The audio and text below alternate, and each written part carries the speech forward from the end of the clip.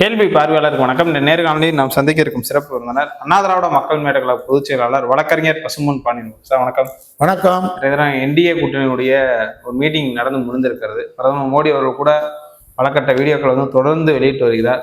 தமிழ்நாட்டில் இந்த தீய சக்தி ஊழல் கட்சி திமுக நாங்கள் ஒழிப்போம், இதற்காக இந்த கூட்டணி மக்களை எதிர்பார்க்கிறான்னு சொல்லிட்டு பல்வேறு கருத்துக்கள் வைக்கிறாங்க. இதற்கு மத்தியில் பார்த்தோம்னா டிடிவி தினகரன், நாங்களா தன்னாலும் சண்டை போட்டோம், அம்மாவின் பிள்ளைகள் தற்போது ஒன்றிணைஞ்சிட்டோம், எங்க பங்காளி சண்டையெல்லாம் மறந்துட்டோம் அப்படின்னு ஒரு கருத்து வச்சிருக்காங்க. அரிய எடப்பாடி பழனிசாமி அவர்களும் டிடி தினகரன் அவர்கள் அமர்ந்து பேசியிருக்காங்க. இதுல முக்கியமா என்ன சொல்றாங்கன்னா, தென் மாவட்டத்துல முக்குளத்தூர் மக்களுடைய மனநிலை இப்ப இருக்குன்னு ஒரு கருத்து வைக்கிறாங்க. எப்படி பாக்குறீங்க சார் ஒட்டுமொத்த சம்பவத்தை? ஒரு அசிங்கம் அரங்கேறி இருக்கிறது. அவமானகரமான செயல் மதுராந்தகத்தில் மோடி தலைமையில் மானமிழந்த, தன்மானமிழந்த, சுயமரியாதை இழந்த மானங்கட்ட கூட்டம் நேற்றைக்கு மோடி தலைமையிலே தமிழகத்திலே அரங்கேறி இருக்கிறது. தமிழ்நாடு மண்ணை பொறுத்தளவில் சுயமரியாதை மண். திராவிட தமிழனை பொறுத்தளவில் மானத்துக்குரியவர். கௌரிமான் மாதிரி. கௌரிமான் கேள்விப்பட்டிருக்கீங்களா? மயிர் நீப்பின் உயிர் வாழா கவரிமான். ஒரு மயிருக்கு இருந்தால் கூட உயிரோட வாழாது. ஆனா நேற்று பூரா மானங்கட்டவர்கள் கூட்டம் மதுராந்தகத்தில் அரங்கேறி இருக்கிறது. நான் மிகைப்படுத்தி சொல்லல, பலமுறை பேசிட்டேன். தெற்க தேவர் முக்குளத்து மக்கள் முத்துராமலிங்க தேவர் சொன்ன மாதிரி வீரமும் விவேகம் நிறைந்தவர்கள், பூர்வக்குடி மக்கள். அந்த மக்கள் டிடிவிக்கு கடந்த காலத்துல வாக்களித்தது எதற்காக? நல்லா டிடிவி நல்லா யோசிச்சு பதில் சொல்லுங்க. இனிமே தொலைக்காட்சியில பேசுங்க. தொலைக்காட்சியில எவனும் எச்சரிக்காரி உங்களுக்கு துப்பிடக்கூடாது. அது வீட்டு தொலைக்காட்சியில எல்லாம் பேரும் அவ்வளோ ஒரு மானகட்டத்தனமான பேச்சு உங்க பேச்சு. எதுக்கு உங்களுக்கு வாக்களிச்சா? நீங்க எதுக்கு அம்மா மக்கள் முன்னேற்ற கழகத்தை ஆரம்பிச்சீங்க? இதுக்கு மட்டும் வழக்கம் சொல்லுங்க.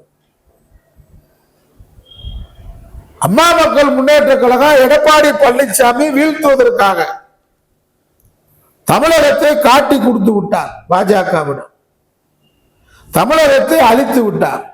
அதிமுகவை கபலீகரம் பண்ணி விட்டார். தேவர் சமுதாயத்தை சேர்ந்த மக்களுக்கு துரோகம் பண்ணி விட்டார்.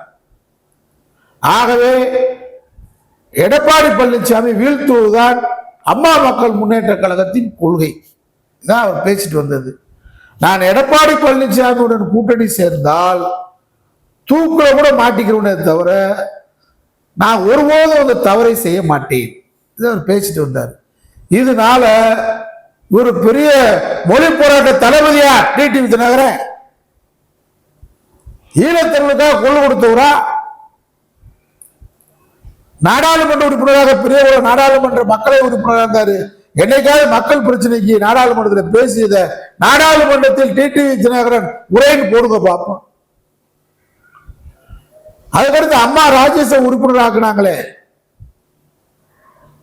ராஜ்யசபையில் மக்கள் நல பிரச்சனைக்காக அதிமுக எம்பியா இருந்து பொருளாளர் இருந்த டிடிவியின் உரைன்னு போடுங்க பார்ப்போம். மோடி தலைமை வெளியிடுங்க. கொள்ளையோ கொள்ளை, கொலை கொள்ளை லாபம், இதுதான் டிடிவியுடைய வாழ்க்கை. சொகுசான வாழ்க்கை, ஆடம்பரமான வாழ்க்கை. ஏன் அவங்க அம்மா உங்களை பொருளாளர் பதவியிலிருந்து ஒரு வருஷத்துக்கு எடுத்தாங்க? உதயகுமாருக்கு கதை கதையா சொல்லுவார். ஆர்பி உதயகுமார் அவருக்கு தெரியும் இந்த கதையெல்லாம். எதுக்கு எடுத்தாங்க? கடைசி வரைக்கும் உங்களை கட்சியில ஏன் நீக்கினாங்க? இதுக்கு போது பதில் சொல்லுங்க. நீங்க கடைசி வரைக்கும் அதிமுக இல்லையே, உங்களையே நீக்கினாங்க. இதுக்கு பதில் சொல்லுங்க. முக்குளத்தூர் எதுக்கு ஓட்டு போட்டான்னு கேட்டா, சாதி ரீதியா சின்னமா அவர்கள் செயல்படுறதுனாலும் அவங்களோட முக்குளத்தூரின் அடையாளமாக நன்றியோட அவங்க சின்னமா ஏராள முக்குளத்தூரை சேர்ந்தவர்களுக்கு, எனக்கு தெரிஞ்சு அதிகமாக முக்குளத்தூருக்கு சட்டமன்ற உறுப்பினர், நாடாளுமன்ற உறுப்பினர், அமைச்சர்களானது சின்னம்மா அவர்களுடைய பரிந்துரையில தான் நடந்ததுன்றது 100% உண்மை, நிதர்சனமான உண்மை. அது ஒரு ஆள் கூட இன்னைக்கு போய் சினிமா கூட இல்லை.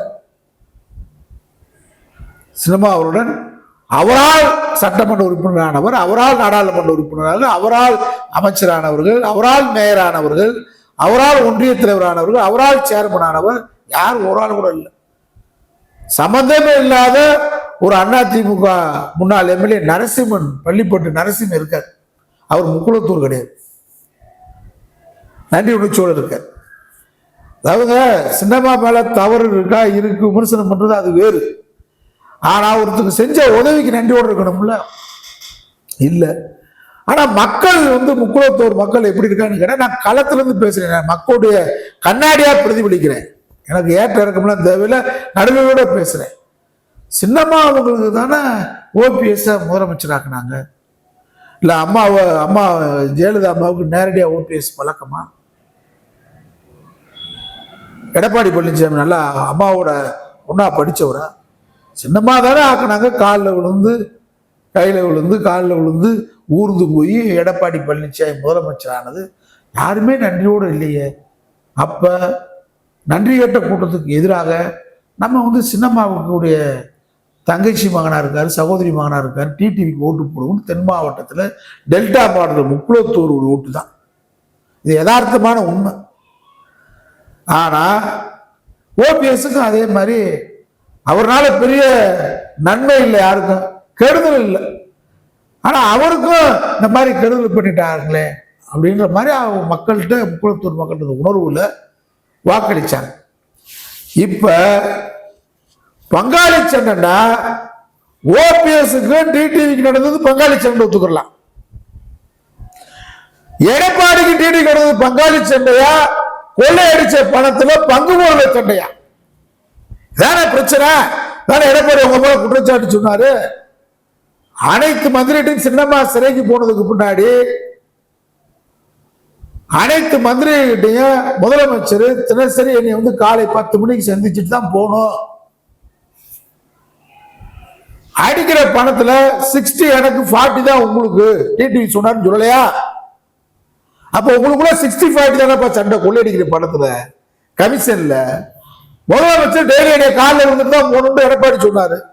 அப்போ ஒரு குடும்பத்தின் இப்படி இருந்து அதிமுக மீட் பண்ணு சொல்லி தர்மபுரத்தில் நடத்தின பன்னீர்செல்வத்தையும் சேர்த்துக்கிட்டீங்க.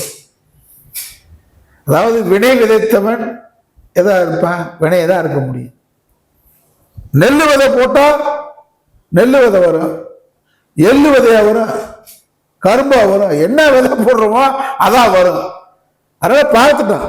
ஒரு மிகப்பெரிய கட்சி அதிமுக, சாதி மதங்களுக்கு அப்பாற்பட்ட ஏழை எளிய தொழிலாளர் வர்க்கத்திற்கான ஒரு கட்சியா இருந்துச்சு எம்ஜிஆர் காலத்துல, அம்மா ஜெயலலிதா காலத்துல. இப்ப இந்த கட்சி அதிமுக என்கின்ற கட்சி பாரதிய ஜனதாவுடைய கைப்பிடிக்கு போயிடுச்சு. மோடியுடைய பாக்கெட்ல இருக்கு, அமித்ஷாவுடைய கோவணத்தில் இருக்கு அதிமுக கட்சின்றதா நம்ம சொல்லிக்கிட்டு இருக்கோம். அதான் இல்லை, நாங்க பெரிய வீரமானவங்க, நாங்க அப்படியாக்கு இப்படியாக்குன்னு ஜூ கொடுக்குறாங்க எடப்பாடி, ஓபிஎஸ், டிடிவி எல்லாமே சொன்னாங்க. இன்னைக்கு இப்ப என்ன நடந்திருக்கு? நாங்க இதை சொல்லிக்கிட்டே இருக்கோம். இப்ப கட்சியை அடை வச்சிருக்கீங்க சாமிகளா, டெல்லியில கொண்டு போய் பாஜக காரன் அடை வச்சுட்டீங்க. இப்ப என்ன சொல்றான், அவன் எப்படியாவது தமிழ்நாட்டுக்குள்ள நுழைஞ்சு இந்த தேர்தலில் அதிமுகவை காலி விட்டு எடப்பாடி பழனிசாமி முதலமைச்சர் ஆக்குறதுக்கா நேற்று மோடி மதுராந்தகத்துக்கு வந்தார். நான் மனசாட்சி உள்ள அதிமுக தொண்டனை கேட்கிறேன், எம்ஜிஆரின் தொண்டனை கேட்கிறேன். இந்த கூட்டணிக்கு ஓட்டு போட்டா உங்களை எம்ஜிஆர் ஆன்மால எனக்கு நம்பிக்கை இல்லை. நீங்க சொல்லுவீங்க எம்ஜிஆர் அம்மா ஆன்மான்னு, அந்த ஆன்மா ஒன்று இருந்தா அவங்களை மன்னிக்குமா? அதிமுக தொண்டனை போட மாட்டேன், தொண்டை தெளிவா இருக்கேன். ஏண்டா எங்க கண்ணை வச்சு எங்களே, எங்க கையை வச்சு எங்க கண்ணை குத்த பாக்குறியா? ரெட்டலையை கருவை விட்டு தாமரை முளைக்க வைக்க, அதனால திட்டா தமிழ்நாடு கூட பாஜக என்ன திட்டம் போட்டிருக்கா? எடப்பாடி பழனிசாமி முதலமைச்சர் ஆக்குறதுக்கா? இல்ல, டிடிவியை கூட தனியா பேசிட்டான், உனக்கு மத்திய அமைச்சர் தர்றோம், கொள்ளையடிச்சுக்க, 2026 தேர்தல் ஒரு ராஜ்யசபா வாங்கி கொடுத்துறோம், எடப்பாடிட்ட பேசிட்டான். ஒன்றிய அமைச்சர் ஆகிக்கிறான், வாழ்கிட்ட பூரா இருக்கிற 1-2 ஆள்கிட்ட சொல்லி வச்சுக்க, சீட்டு உனக்கு 18 கேட்ட 18 கிடைக்காது, 6-7 கொடுக்குறோம், அதை ஏதாவது விற்பனை பண்ணி அதையும் காசு வாங்கி வச்சுக்க. விற்பனை தான் டிடிவி, விற்பனை பண்ணிக்க, காசு வாங்கி வச்சுக்க. இதான் நடக்கும். உனக்கு ஒன்றிய அமைச்சர், தேர்தலுக்கு பின்னாடி ஒன்றிய அமைச்சர் நீ. சரி, ஓபிஎஸ் ஓபிஎஸ் வந்தா 2 சீட்டு மகனுக்கு ஒண்ணு அப்பனுக்கு ஒண்ணு வராரா இல்லையா? கட்சியில நாங்க சேர்த்து விட முடியாது. இவ்வளவு பேசுற பாஜக அதிமுக கட்சியை ஒருங்கிணைக்க முடியாதா? நான் அதிமுக மனசாட்சி உள்ள சோறுல உப்பு போட்டு சாப்பிடுற நன்றி உள்ள அதிமுக தொண்டன தலைவர்களை கேட்கிறேன். பாஜக நினைச்சா இப்ப இந்த கட்சியை அதிமுக உடைச்சது யாரு? ஸ்டாலினா? திராவிட முன்னேற்ற கழகம் உடைச்சிச்சா? நான் தொண்டர்களை கேட்கிறேன். அம்மா மறைவுக்கு பின்னாடி அதிமுகவை சுக்கூரா உடைச்சது திமுகவா பாஜகவா? இதுக்கு மட்டும் பதில் சொல்லிட்டு நீங்க ஓட்டுக்களுங்க. ரெட்டலைக்கு இப்ப தாமதிக்களுங்க. ஆர்கே நகர் இடைத்தேர்தல்ல கட்சி சின்னத்தை முடக்குனது பாஜகவா திமுகவா? மோடியா முக ஸ்டாலினா? தொண்டர்கள் சிந்திச்சு பார்க்கணும்.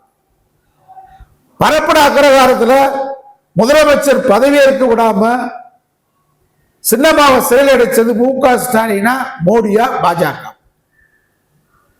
டிடிவி தினகரனை செயலடைச்சது பாஜகவா முக ஸ்டாலினா திமுக?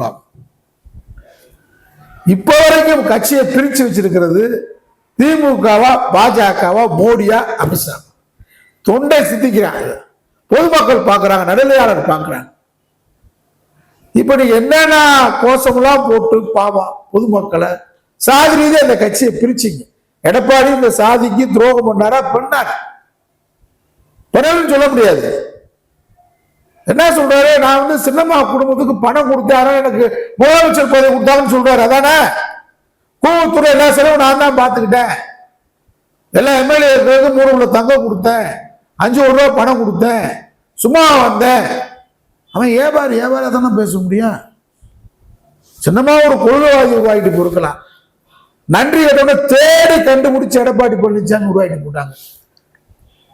அவங்க எப்படிதான் அப்படி நன்றி கேட்டாரா கண்டுபிடிக்காங்கன்னு தெரியல. அவங்க ஒட்டுமொத்தமா பாருங்க, அவங்க பார்வையில ஒரு நன்றி கெட்டவன், துரோகி, இந்த சமுதாயத்துக்கு ஆகாதவன், உப்பிட்டவரை இவர்கள் சொல்ற சமுதாயம் தான்.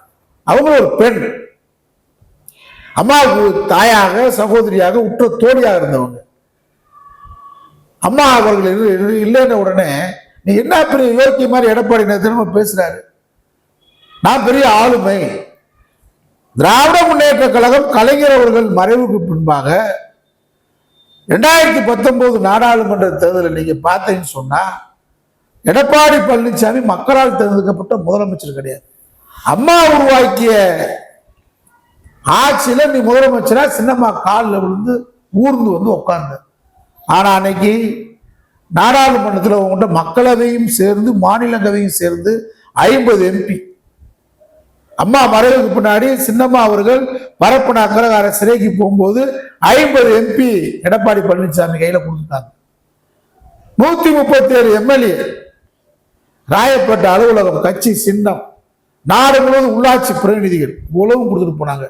ஆனா ஸ்டாலின் ஒரு எம்பி கூட கிடையாது. கலைஞர் அவர்கள் மறைவுக்கு பின்னாடி நம்முடைய தளபதி ஸ்டாலின் ஒரு எம்பி கிடையாது, ஆளுங்கட்சி கிடையாது, மேயர் கிடையாது, உள்ளாட்சி கிடையாது, ஒன்றிய அரசோட கூட்டணி இல்லை. சித்தாந்தத்தை எதுக்குறாரு? நீ ஒன்றிய அரசோட கூட்டணி அதிகாரத்தில் இருக்கிற, மாநிலத்தில் ஒரு அதிகாரம் இருக்கு, கொரோனா ஓடி கொள்ளையடிச்ச பணம் இருக்கு, இவ்வளவு இருந்து 0 ஒரு எம்பி கூட இல்லாத முக ஸ்டாலின் 37 எம்பி, அதுக்கு முன்னாடி 40 எம்பி, உள்ளாட்சிகள் வெற்றி, 2009 ஆட்சியை பிடிச்சிட்டாரு. நீ ஆட்சி இழந்துட்ட. நீ எப்படி ஆளுமையான தலைவனா வர முடியும் எடப்பாடி? நீங்க இந்த இடத்துல இவங்க சண்டையெல்லாம் கொள்ளையடிக்கிற சண்டை, தேவையான ஜாதி. நான் என்ன சொல்றேன், முக்குளத்தோருக்கு துரோகம் பண்ணாரா? பண்ணார். முக்குளத்தோர் மக்களை தீண்டத்தகர இன்னைக்கு வரைக்கும் பார்க்கிறாரு. தேர்தல் அறிவிக்கப்பட்டு 2009 அறிவிக்கப்பட்டு 5 மணிக்கு அறிவிக்கப்படும் போது 4 மணிக்கு சட்டமன்றத்தில் 10.5% இடஒதுக்கீடு முக்குளத்தோர் மக்களுக்கு எதிராக வழங்கினார். அந்த மக்களே அவர் அன்டச்சபிலிட்டியா பார்க்கிறார். அவரா கம்பெடுத்து கொடுக்கிறாரு. மக்கள் ஒன்றா இருக்காங்க. தேவர், கவுண்டர், வன்னியர் அனைவருமே ஒரே சமூகமும் தமிழ் சமூகமா இருக்கிறான்.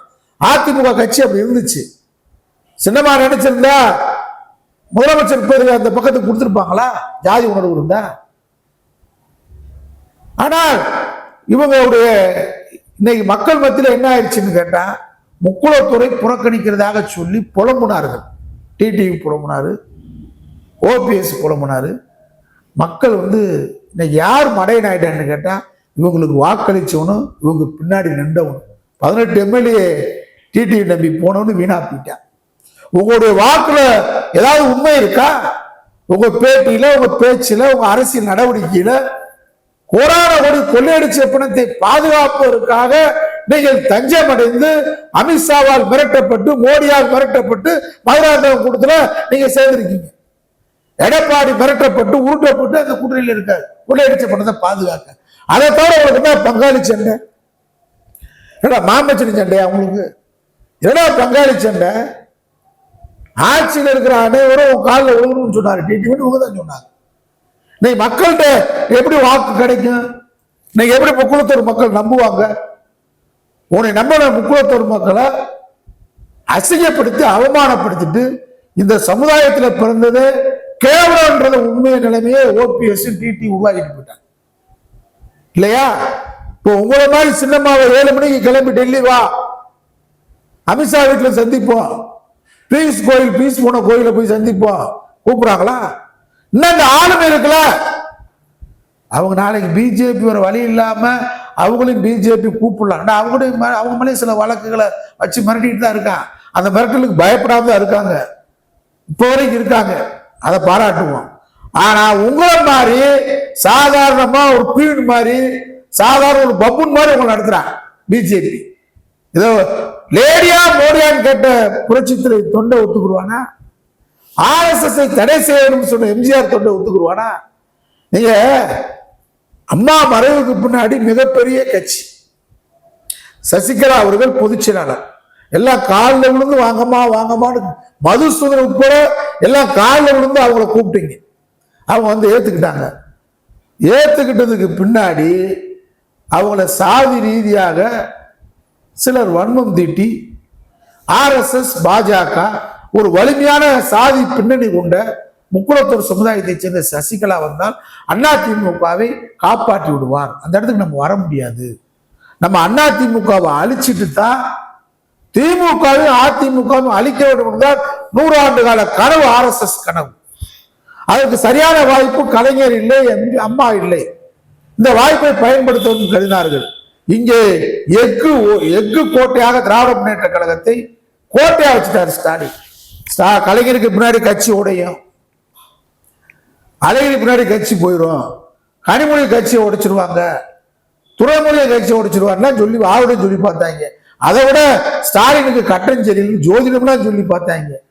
அனைத்தையும் உடைத்த ஒரு மாவீரன் தளபதி ஸ்டாலின்.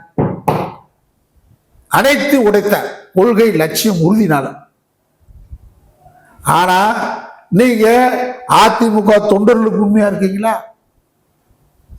லேடியா முறையான்னு கேட்ட அம்மாவுக்கு உண்மையா இருக்கீங்களா? முக்குளத்தூர் மக்களுக்கு உண்மையா இருக்கீங்களா? உங்களுக்கு விழுந்த வாக்கு உங்க மான மரியாதையை காப்பாற்றிய முக்குளத்தூர் தான். வேற என்ன டிடிவிக்கு விழுந்துச்சு? அனுதாபப்பட்டாங்க முக்குளத்தூர்.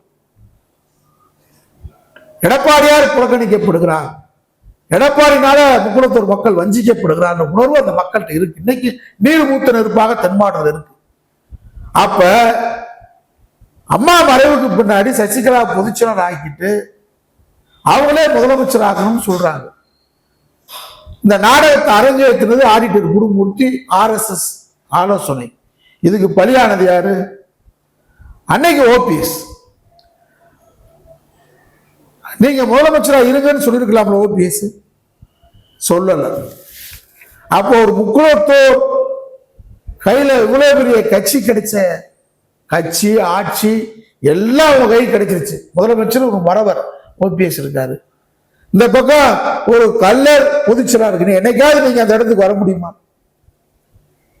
நீங்க சமுதாயத்தை நினைச்சிருக்கணும், இல்ல கட்சியை நினைச்சிருக்கணும். உங்களுக்கு பாதிப்புனா முக்குளத்தூர் சமுதாயம் ஜாதிக்கு வர்றீங்க. பெரியார் சொன்னது மாதிரி கோடையின் கடைசி ஆயுதம் ஜாதி. சின்னமா ஜாதி பார்க்காம தான் முதலமைச்சர் ஆக்குனாங்க எடப்பாடியை. ஆனா ஓபிஎஸ் விஷயத்துல அவங்களும் அவசரப்பட்டாங்க.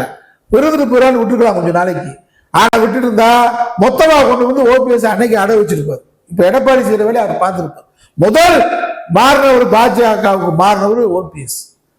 அப்ப என்ன ஆச்சு? முதலமைச்சர் பதவி உன் கையில கொடுத்தாச்சு, மரவர் கையில, முக்குளத்தூர் கையில. அதிமுக கட்சி அம்மா கைக்கு போயிடுச்சு. ரெண்டு பேருமே அதை காப்பாத்தல. ஓபிஎஸ் முதலமைச்சர் வந்து எடுத்தீங்க, எடப்பாடி நன்றி கடோட கொண்டு வந்தீங்க, டிடிவிக்கு துணை பொதுச் செயலாளர் பதவி கொடுத்துட்டு போனீங்க. துணை பொதுச் செயலாளர் இருந்து இவங்களை நடத்தக்கூடிய ஆளுமை டிடிவிக்கு இருந்துச்சா? இல்ல. அப்ப நீங்க எல்லாத்தையும் உங்க சோழத்துக்காக முக்குளத்தோர் சொல்லக்கூடிய அதிமுகவை நடத்திய அதிமுக கையில இருந்ததை முதலமைச்சர் முக்குளத்தோர் கையில இருந்துச்சு, கட்சி பொதுச்செயலாளர் கையில இருந்துச்சு, துணை பொதுச்செயலாளர் கையில இருந்துச்சு. உங்களுக்குள்ள ஒற்றுமை இல்லாம இந்த கட்சியை எடப்பாடி கையில விட்டுட்டு இன்னைக்கு பங்காளிச்சுன்னு மானங்கட்ட எடப்பாடி டிடிவி பங்காளி சண்டை. எவ்வளவு பெரிய துரோகி! நம்பர் 1 துரோகி தமிழ்நாட்டில் வாழும் எட்டப்பன் எடப்பாடி பழனிசாமி.